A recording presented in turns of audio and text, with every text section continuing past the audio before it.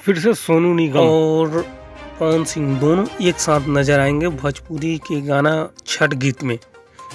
अब देखिए, भोजपुरी गाने के बिना छठ का महापर्व अधूरा रहता है और छठ गीत का धूम दुनिया भर में चारों तरफ रहता। छठ पूजा मैक्सिमम 4 दिन का होता है। इस बार छठ है 28 अक्टूबर से 31 अक्टूबर से चलेगा। इस महापर्व को लेकर भोजपुरी के सभी बड़े कलाकारों का गीत जारी करने के सभी सिलसिला तेजी से शुरू हो चुका है। अभी सोनू निगम और पवन सिंह दोनों एक साथ नजर आएंगे।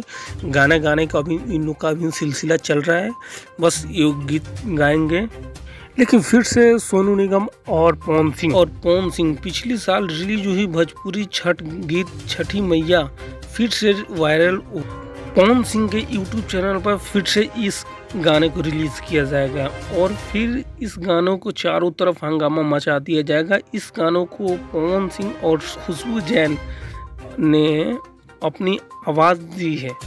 जो गाना एकदम सुपर हिट होने जाएगा, जो सोनू सूद नहीं, जैसे सोनू निगम और पवन सिंह और खुशबू जैन दोनों जैसे भोजपुरी में काम करेंगे, जो इनका अंदाज एकदम छठ मैया का गीत का एकदम सुपर हिट जाएगा।